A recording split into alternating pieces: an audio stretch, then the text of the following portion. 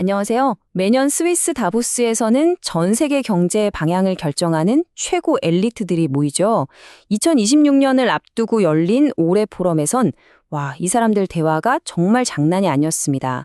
한쪽에선 AI가 만들어낼 엄청난 미래를 얘기하고 다른 한쪽에선 산더미처럼 불어난 정부비 때문에 다 망할 거라고 경고하고 과연 우리 경제 어디로 가는 걸까요? 오늘 그 격렬한 논쟁의 한복판으로 한번 들어가 보겠습니다. 시작부터 정말 섬뜩한 질문이죠. 저명한 경제사학자 아담 투주가 던진 바로 이 질문 하나가 이번 다보스 포럼 모든 논쟁에 불씨를 당겼습니다. 과연 우리는 100년 전의 그 끔찍한 역사를 정말 반복하게 되는 걸까요?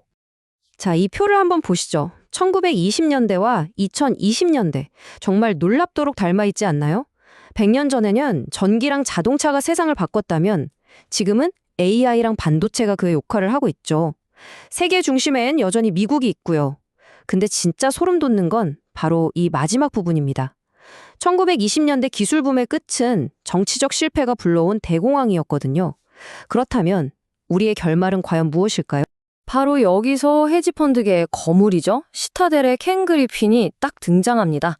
그는 문제의 원인을 아주 명확하게 지목하는데요. 바로 정부입니다.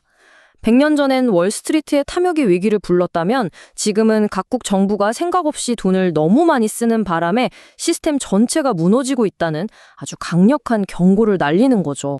자, 그럼 전문가들이 이건 도저히 갚을 수 없는 청구서다라고 말하는 이 빚, 대체 규모가 어느 정도일까요? 그 충격적인 숫자를 직접 한번 확인해 보시죠. 38조 달러. 와, 이게 지금 현재 미국의 국가 부채입니다. 사실 숫자가 너무 커서 감도 잘 안 오시죠? 근데 이게 그냥 빚이 많네 이런 차원의 문제가 아니에요. 이건 말 그대로 금융 시스템 전체를 그냥 무너뜨릴 수도 있는 그런 시한폭탄 같은 숫자라는 겁니다. 그러니까 켄 그리핀 주장의 핵심은 이거예요. 정치인들이 다음 선거에서 표를 얻으려고 미래 세대가 갚아야 할 빚을 마구 끌어다 쓰고 있다는 거죠. 근데 진짜 문제는 정부가 이렇게 돈을 계속 찍어내면 중앙은행이 물가 잡겠다고 금리를 아무리 올려봐야 이게 먹히지가 않는다는 겁니다. 정부 지출이 통화 정책을 압도해버리는 이걸 어려운 말로 재정 우위 현상이라고 하는데요. 쉽게 말해서 경제가 통제 불능 상태에 빠질 수 있다는 정말 아찔한 경고입니다. 자, 이렇게 어마어마한 빚더미 앞에서 많은 사람들이 유일한 희망, 유일한 탈출구로 꼽는 게 딱 하나 있습니다. 바로 인공지능 AI죠.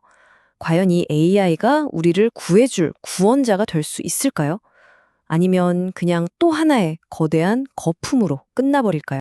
여기서 월가의 두 거인이 제대로 맞붙습니다. 세계 최대 자산운용사 블랙록의 레리 핑크, 그리고 앞서 나왔던 시타델의 켄 그리핀. 레리 핑크는 AI 투자는 이제 선택이 아니라 생존의 문제다. 지금 우리가 안 하면 중국한테 다 뺏긴다고 주장하는 반면에 켄 그리핀은 좋다 이거야. 근데 그 막대한 투자가 진짜 돈을 벌어오지 못하면 그땐 경제적 재앙이 될 거다라고 맞받아치고 있죠. 이 두 사람의 논쟁 한가운데에 바로 생산성 J-커브라는 경제 이론이 있어요.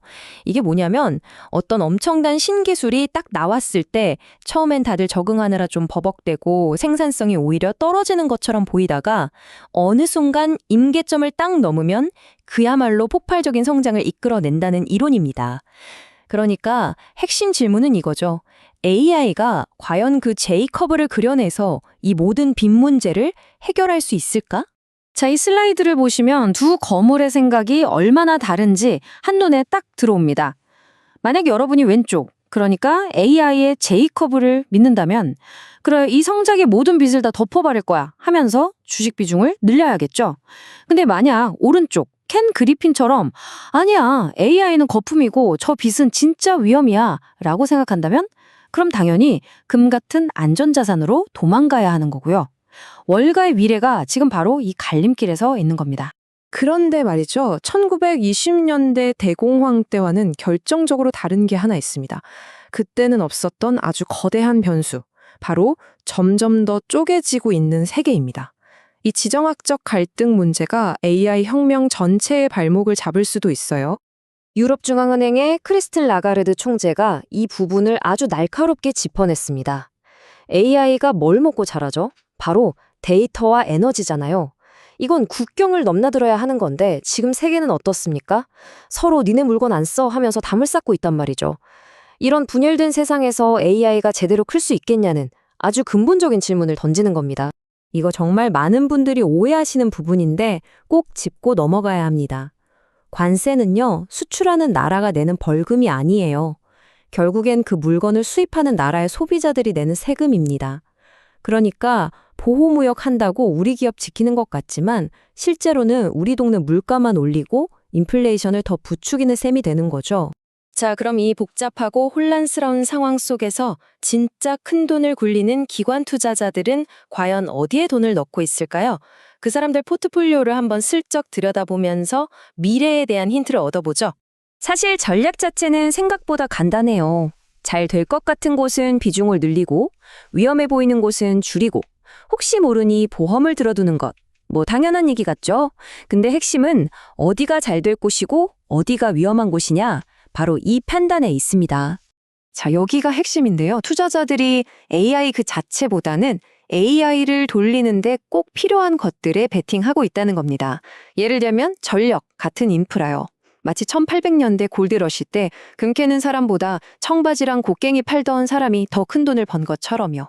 그리고 또 하나, 세상이 불안해지니까 당연히 방위산업에 돈이 몰리고요. 마지막으로 토큰화처럼 실물 자산을 디지털로 쪼개서 거래하는 새로운 금융 기술에도 주목하고 있습니다. 반대로 비중을 줄이는 곳은 어디일까요? 뻔하죠. 금리가 높으니까 사람들이 지갑을 닫을 거잖아요. 그럼 소비재는 타격을 입을 거고요. 또 무역 전쟁이 터지면 가장 먼저 피해를 보는 다국적 제조업체들. 이런 것들은 지금 굉장히 위험하다고 보는 겁니다. 그리고 마지막으로 이게 바로 방어 전략, 즉 해지 전략입니다. 정부 부채가 워낙 불안하니까 국채 금리가 언제 롤러코스터를 탈지 모르잖아요. 여기에 대비를 하고 또 인플레이션이 계속될 수 있으니 물가가 올라도 가치가 보존되는 원자재 같은 자산들을 포트폴리오에 꼭 담아두라는 조언입니다. 자, 결국 우리는 맨 처음 던졌던 그 질문으로 다시 돌아오게 됩니다. 과연 AI라는 이 엄청난 기술혁명이 정부의 탐욕이 만들어낸 거대한 빚의 함정에서 우리를 구해낼 수 있을까요? 아니면 100년 전 그때처럼 눈앞에 기회를 두고도 정치적인 실패 때문에 결국 무너져 내리는 역사를 반복하게 될까요? 세계 최고 엘리트들의 이 치열한 논쟁은요, 어쩌면 정답을 알려주는 게 아니라 바로 지금 우리의 선택이 그 미래를 결정한다는 걸 말해주고 있는지도 모릅니다.